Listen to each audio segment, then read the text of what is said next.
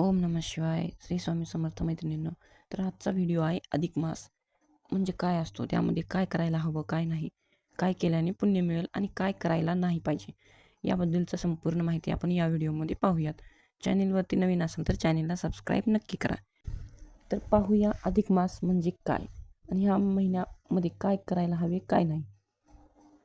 ज्येष्ठ मास म्हणजेच अधिक मास हा आध्यात्मिक शुद्धीकरणाचा काळ आहे.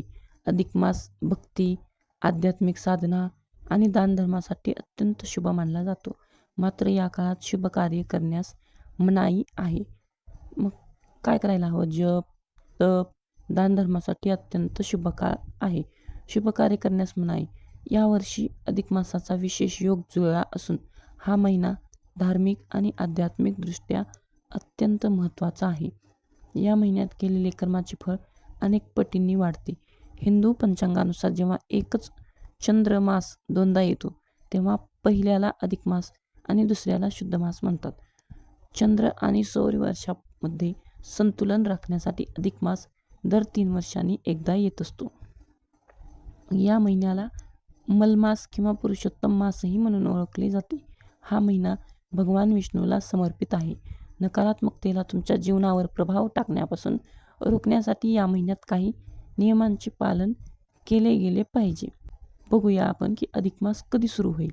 हा विशेष महिना रविवारी 17 मे 2026 रोजी सुरू होईल आणि सोमवार 15 जून 2026 पर्यंत चालेल. यानंतर शुद्ध ज्येष्ठ महिना सुरू होईल. हा महिना 13 जुलै 2026 पर्यंत असेल. हा काळ धार्मिक कार्यासाठी अत्यंत फलदायी मानला जातो. अधिक मासात काय करावे?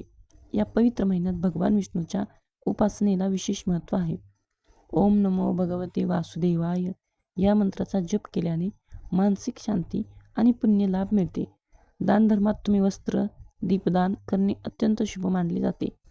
श्रीमद भागवत कथा आणि गीतेचे पठण केल्याने आध्यात्मिक प्रगती होते. पवित्र नद्यांमध्ये स्नान करणे किंवा घरी गंगाजलाने स्नान करणे देखील लाभदायक ठरते.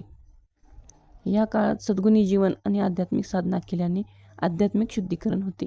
मग अधिक मासात काय करू नये? मग अधिक मासात विवाह, साखरपुडा, मुंडनविधी म्हणजेच जावळ, जानवे घालणे किंवा गृहप्रवेश यांसारखी कोणतेही शुभ कार्य करू नये. या काळात नवीन व्यवसाय सुरू करणे किंवा नवीन नोकरी जॉईन करण्यासही हा महिना उचित मानला जात नाही. मालमत्ता, वाहने किंवा घरासंबंधीची नवीन खरेदी देखील टाळावी.